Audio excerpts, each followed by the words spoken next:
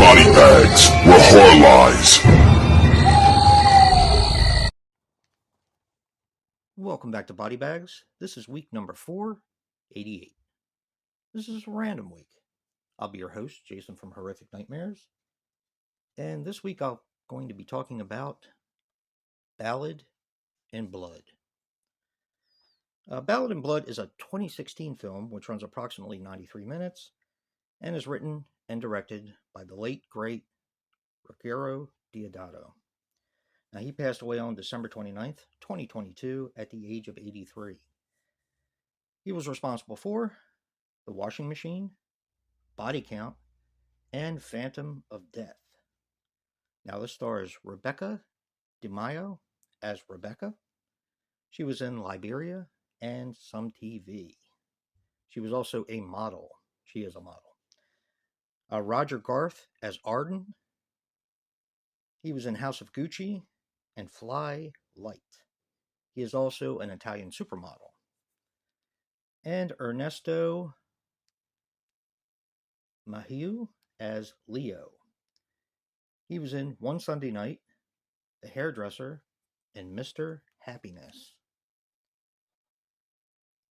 Now, this pays homage to one of his earlier works, the song Sweetly from House on the Edge of the Park, at the end of the film, and it's kind of an interesting homage.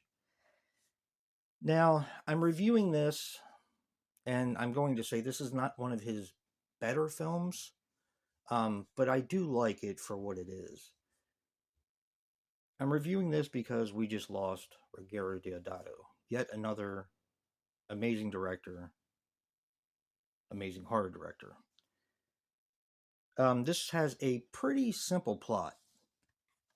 You have 4 people that wake up after, it's like the day after Halloween. They had been partying all night in probably one of the coolest locations I've ever seen in film. And I don't know exactly what it is. I tried to look it up, but I couldn't find anything on it. It's a building, a round building that has all these openings. And they were having a huge Halloween party there with people with different costumes, of course, and other debauchery was going on as well. So these 4 people, or actually 3 people, wake up the next day in their apartment drunk. They were high the night before, and none of them remembers what happened. Well, it turns out the other friend, the 4th friend that I was talking about, has been killed. And the rest of the movie is spent trying to figure out what exactly happened as they continue to be paranoid and kind of stab each other in the back, both figuratively and literally, pretty much. Like I said, it's not his best work, but losing this director kind of puts things in perspective. Um, I do believe this was his last work at 2016. It hasn't been that long since, unfortunately, he passed away. Um, it does put things in perspective. And I'm going to see if I can scrounge up some of his other catalog. I know I have some of his other movies upstairs, and maybe I'll do them in the upcoming months. But, losing Romero and Wes Craven, Toby Hooper, Lucio Fulci, and the list just goes on and on. It kind of puts in perspective that we are entering a new phase of what's going to come. We can no longer depend on the geniuses that came before us because most of them are gone.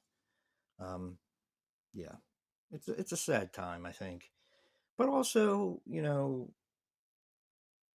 when we lose the old, then the new comes in and kind of fills the void.